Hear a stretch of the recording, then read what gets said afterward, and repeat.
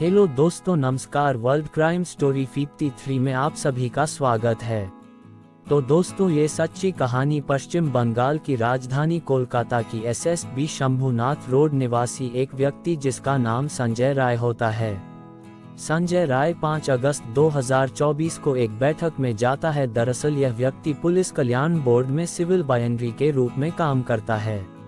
ये व्यक्ति 5 अगस्त को बैठक में जाता है और 8 अगस्त को वहां से वापस आता है और सीधा पहुंचता है आरजीकर मेडिकल हॉस्पिटल में। वहां एक मरीज को लेकर जाता है और उसे भर्ती करता है और भर्ती कराकर वापस घर आता है। रात करीब 8 या 10 बजे का वाकया। यह आदमी जाता है और एक्सरे वगैरह करवाता है और देखता है कि मेरा मरीज ठीक है कि नहीं, जबकि उस परिवार के लोग भी मौजूद रहते हैं।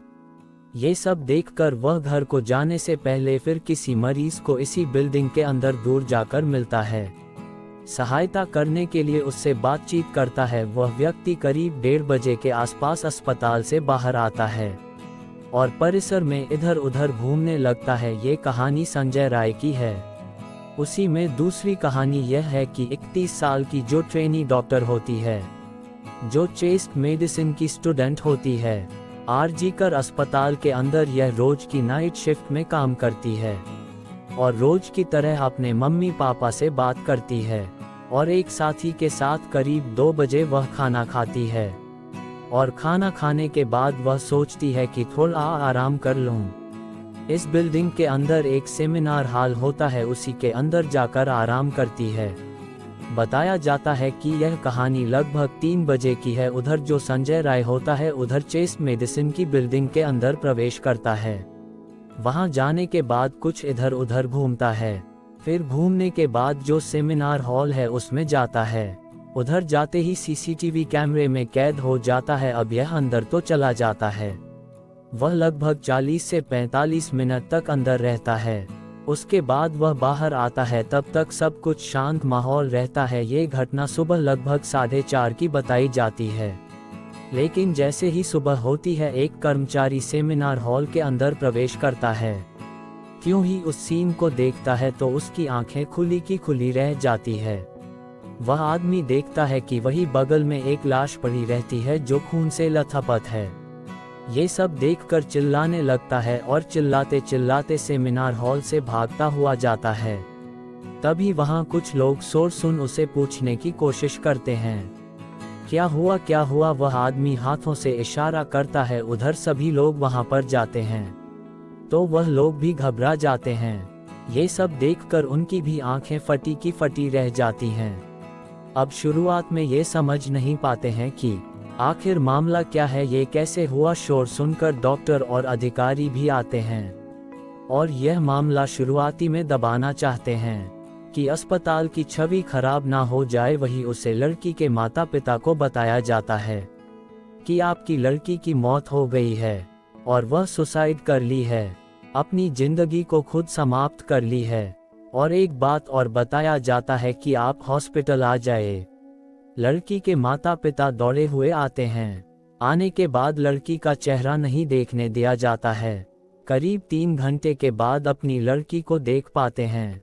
देखते हैं कि मेरी लड़की नग्न अवस्था में, खून से लटपट हालत में। अब माता पिता की रो रो कर क्या कहे। वह लोग तो पहले से खबर सुनकर बुरा हाल था और यह सब देखकर और उनकी हालत खराब हो गई। अब वह लाश उठाकर पोस्टमार्टम को भेजा जाता है। पोस्टमार्टम में पता चलता है कि जैसे सभी अंगों को नोचा निचोड़ा गया हो और गर्दन की हड्डी टूटी हुई है, ब्लेड मारने के निशान हैं। प्राइवेट पार्ट से खून बह रहा है, मुंह से खून, आंख से खून, लगभग सभी अंगों को नोचा गया है। पुलिस को समझ नहीं आ रहा था कि ये सब कैसे हुआ, किसने किया। पुलिस ने भी कहीं ना कहीं दबाने की कोशिश में लगी थी। यही कारण है कि माता पिता को कोर्ट में याचिका दायर करनी पड़ती है। देखते ही देखते सोशल मीडिया पर यह दर्द भरी कहानी छा जाती है। जहां देखो वहां इंटरनेट, टीवी, अखबार, मोबाइल पर फैल जाता है कि एक ट्रेनी लेडी डॉक्टर की इतनी हैवानियत से मौत की गई है। अब घटनास्थल पर पुलिस जाकर छानबीन करती है और वहां मौजूद लोग जो ये घटना देखा था उन सभी व्यक्तियों को बुलाया जाता है। उसमें से एक संजय राय भी था। छानबीन पर एक ब्लूटूथ भी पाया जाता है जो संजय राय के मोबाइल से मैच पाया जाता है। अब वह संजय राय इस घटना को अंजाम देकर अपने कपड़े बदलकर दूसरा कपड़ा पहनकर फिर जाकर पुलिस के बैरक में सो जाता है। जैसे कुछ किया ही ना हो। बताया जाता है कि वह शराब का आदी है और उस दिन भी उसने शराब पी होगी। सुबह वह आदमी उठता है तो उसे अचानक सबूत मिटाने की कोशिश करता है, लेकिन फिर भी उसके जूते में उसे लेडी डॉक्टर की खून लगा हुआ पाया जाता है। बताया जाता है कि वह ब्लू फिल्में पोर्न साइट पर ज्यादा देखा था।